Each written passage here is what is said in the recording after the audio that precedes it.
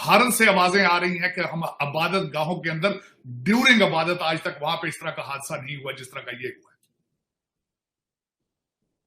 भारत से भी आवाजें आ रही हैं कि ये 21st सेंचुरी में इस तरह की हरकत नहीं हो। मैं आले ऐलान हमेशा ये कहता हूं, मैंने इस्लाम को बड़ी डिटेल्स पढ़ा, दूसरे मज़हब को भी पढ़ा, अगर आपका मजहब आपको नफरत सिखा रहा है then you need to change your religion. किताबों में पढ़ाया गया कि पाकिस्तान इसलिए हासिल कर रहे थे ताकि मजहबी आजादी हो, ये लफ्ज है मुझे, और क्योंकि अगर हम वहां पे होते, भारत में होते, तो वहां पे वो ज्यादा हैं तो हमारे पास वो आजादी ना होती।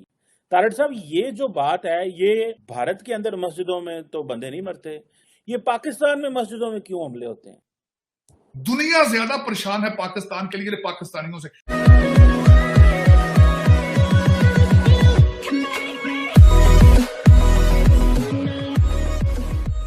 नमस्कार दोस्तों, अब यहाँ पर बात हो रही है मतलब कि कई बार फिजा खान और कई सारे पाकिस्तानी एंकर ये इल्जाम लगाते रहते हैं, इंडिया पर आरोप लगाते रहते हैं कि भाई इंडिया के अंदर जो माइनॉरिटी है वो खुश नहीं है, उन पर जुल्म किए जा रहे हैं, उनको मारा पीटा जा रहा है। मतलब यहाँ पर बात कर रही है मुसलमानों की। क्या कभी आपने कभी सुना कि किसी भी मस्जिद में बॉम्ब ब्लास्ट हो गया? क्या कभी आपने ऐसा सुना कि इंडिया के अंदर कोई मस्जिद थी जो बम से गिरा दी गई और सैकड़ों लोग, हंड्रेड्स ऑफ थाउजेंड्स ऑफ लोग मारे गए? आपको एक भी एग्जाम्पल अब तक नहीं मिलेगा। लेकिन पाकिस्तान में पिछले दिनों पेशावर में हमला हुआ, एक भाई साहब थे जो नमाज पढ़ने आए थे, वो फट गए। हम सबको पता है वो कैसे फटते हैं। वो फट गए, पूरी मस्जिद गिर गई, 100 से ऊपर लोगों की मौत हो गई, कई सारे लोग घायल हो गए। और फिर एक बार और, ऐसा नहीं कि पहली बार हो रहा है, एक बार और ये सिचुएशन डिस्कस करने के लिए मजबूर हो गया पाकिस्तान या फिर कई सारे कंट्रीज कि भाई इंडिया जैसे कंट्री जहां पर पाकिस्तान ये आरोप लगाता है वहां पर कोई दिक्कत नहीं आती, लेकिन पाकिस्तान जो कि एक इस्लामिक कंट्री है, न्यूक्लियर बॉम्ब वाला कंट्री है, पूरी दुनिया को नसीहत देता रहता है कि भाई हम इस्लामिक है, हम ये कर देंगे, वो कर देंगे, इसराइल को मार देंगे, इंडिया को मार देंगे। वो इस्लामिक कंट्री खुद को नहीं संभाल पा रहा है। यहाँ पर यही बात हो रही है। इसी के साथ ये वीडियो शुरू करते हैं। डिफेंस मिनिस्टर ख्वाजा आसफ ने भी कर दी है और उसने ये कहा है कि भारत के अंदर मस्जिदों में तो बंदे नहीं मरते, ना इसराइल में मस्जिदों पे हमले होते हैं, ये पाकिस्तान में मस्जिदों में क्यों हमले होते हैं? तारड़ साहब, ये जो बात है ये बड़ी, जिसे कहते हैं ना पंजाबी कहते हैं, बड़ी डूंगी गल है, बड़ी गहरी बात है कि क्या वजह है कि पाकिस्तान के अंदर तो हमले हो रहे हैं मसाजिद के ऊपर एक दूसरे, और ये मुल्क हमने इस्लाम के नाम पे लिया।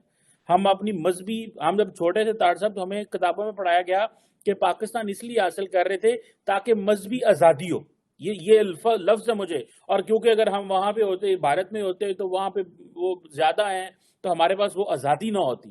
तो तारड़ साहब, ये जो चीज आप वाली बात ख्वाजा आसफ ने भी की है, ये बात तो फिर सबके दिलों में करता कोई नहीं और इसका जवाब भी किसी के पास नहीं है। भारत से आवाजें आ रही हैं कि हम इबादत गाहों के अंदर ड्यूरिंग इबादत आज तक वहां पे इस तरह का हादसा नहीं हुआ जिस तरह का ये हुआ है। भारत से भी आवाजें आ रही हैं कि ये 21st सेंचुरी में इस तरह की हरकत नहीं हुई। मैं आले ऐलान हमेशा ये कहता हूं, मैंने इस्लाम को बड़ी डिटेल्स पढ़ा, दूसरे मज़हब को भी पढ़ा, अगर आपका मजहब आपको नफरत सिखा रहा है then you need to change your religion. तुम्हें किसी दूसरे मजहब की जरूरत है। अगर तुम्हारे मजहब में से तुम्हें नफरतें मिल रही हैं कि नफरत करो, मारो जाके। किसी जानदार को, इंसान को मारना तो बहुत, मैं कहता हूं बहुत, किसी जानवर के साथ जुल्म करना, किसी जानवर के साथ, अनबिलीवेबल। इनको क्या पता इस्लाम क्या है?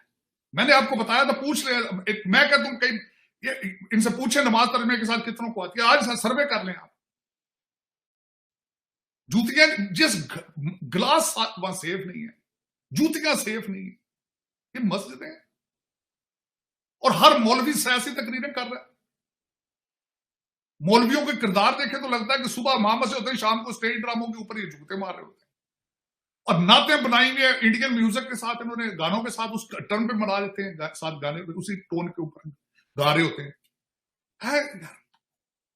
हालांकि देखिए, मैं नौज बिल्ला, मैं रिलीजियस आदमी नहीं हूं मैं, लेकिन मेरी नजर में मजहब एक वेरी इंपॉर्टेंट चीज है, एक बड़ी रिस्पेक्टेबल चीज है, इसको नहीं इस तरह करना चाहिए। और मैं बल्कि कहता हूं हर इंसान, इंसानियत, हर मजहब ठीक है दुनिया का, और ये आइडियोलॉजी के हमारी आइडियोलॉजी ठीक है और इसको इन्फोर्स करना है, पूरी दुनिया को हम इस्लाम दे देंगे, और खुद तो पहले मुसलमान बन हुए। बिल्कुल सही कह रहे हैं तारड़ साहब। तारड़ साहब, ये तो जारी बात है, बड़ी तकलीफ दे चीजें नजर आ रही हैं हमें कि ये एक हमारी जो रविश है और जो मुआशरा, आपने जिस तरह कहा कि पार्लियामेंटेरियन पीछे बैठ के तो हंस रहे हैं, खेल रहे हैं 26 मोबाइलों बंदे में, साहब, और शिवराज 100 सिंह बंदा 26, कोरम ही नहीं पूरा हुआ। और 100 बंदा जो है वो शहीद हो गया पाकिस्तानी का है। तो ये तो फिर वही है जो मतलब ये समझते हैं कि और ये अवाम मर जाए तो इनको कोई परवाह नहीं है, नहीं, और जो है वो अशराफिया जब मरे तो ये उनको शहीद बना देते हैं। ये और शराफिया ये देखें, बनी गाला के अंदर 2 बुलेट प्रूफ बंकर बनाए जा रहे हैं अमीरुल मोमिनीन के लिए, क्योंकि वापस आ रहे हैं बनी गाला, लेकिन वो खुद तो बंकर में चले जाएंगे। वो 22 करोड़ लोगों के लिए भी बंकर बनाओ ना यार। 22 करोड़ लोग क्या करेंगे, वो कौन से बंकर में जाएंगे? चीमा साहब, मैं बस ये इसमें आप दुखती रंग है, क्या करें। ये मेरा मकसद है चीमा साहब, दुआएं कर रहे हैं, पता नहीं क्या बात है कि दुआएं भी नहीं अल्लाह ताला सुन रहे। और इस वक्त मेरा मकसद है और जो जो जो मेरे लिए सबसे जो काबिल एतराज चीज है, जो मैं मुसलसल बार बार ये कहता हूं, जिसमें सरप्राइज हूं, आज पाकिस्तान के बारे में दुनिया ज्यादा फिक्रमंद है पाकिस्तानियों से। आज वॉशिंगटन पोस्ट में आज लिखा है, आज वॉशिंगटन पोस्ट में के अंदर और CNN के ऊपर पेशावर के हादसे के बारे में बड़ा डिटेल के साथ लिखा हुआ। दुनिया ज्यादा परेशान है पाकिस्तान के लिए पाकिस्तानियों से। मैं जो मेरे लिए वॉशिंगटन DC में सबसे ज्यादा एक इशू ये है, खामोशी है, बिल्कुल खामोशी है।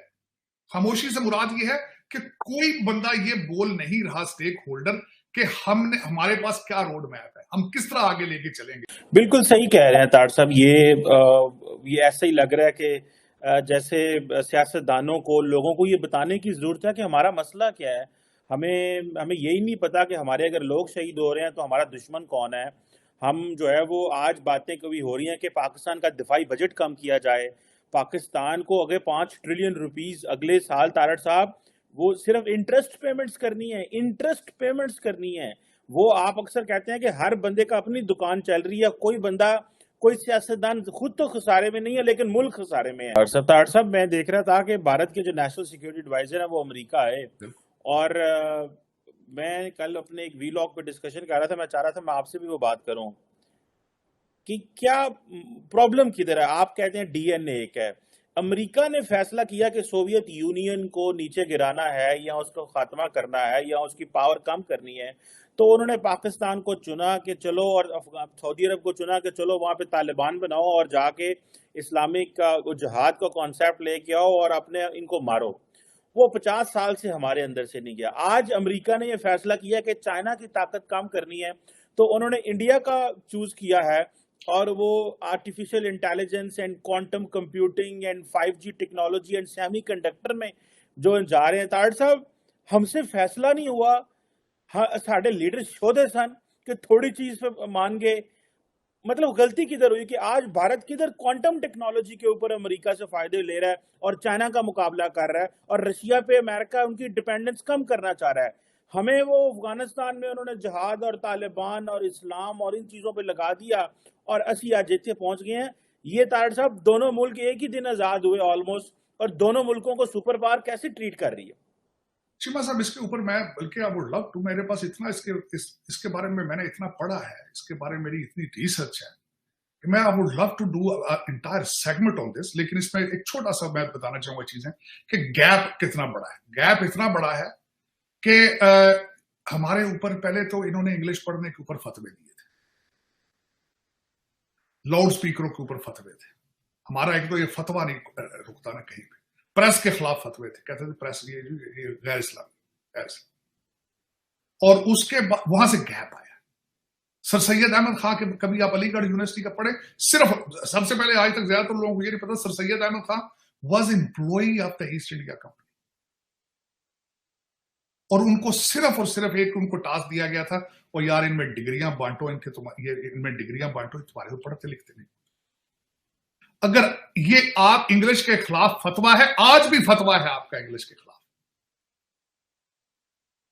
वजह, ऑक्सफोर्ड ग्रेजुएट है, वो ये नहीं पढ़ाता कि इंग्लिश और मैथ पढ़ो, वो ये नहीं कहता कि ई कॉमर्स पढ़ो, वो कहता जिहाद। तो आप कहते हैं कि उन लोगों के साथ आप कंपैरिजन करेंगे भारत के साथ। मुझे बताएं उनके वो इंस्टीट्यूट जो उनकी टेक्नोलॉजी है, एक आप उनकी टक्कर का आपके पास है? अमेरिका में ये क्या कहा जाता है, MIT में एडमिशन मिल जाता है, वहां इंडिया की टेक्नोलॉजी इंस्टीट्यूट में एडमिशन नहीं मिलता। MIT में मिल जाता है, वहां नहीं मिलता। अमेरिका के जो CEO जितने हैं यहाँ पे इस वक्त फॉर्चून 500 कंपनीज के, उसका कुछ जवाब मुझे दे दे।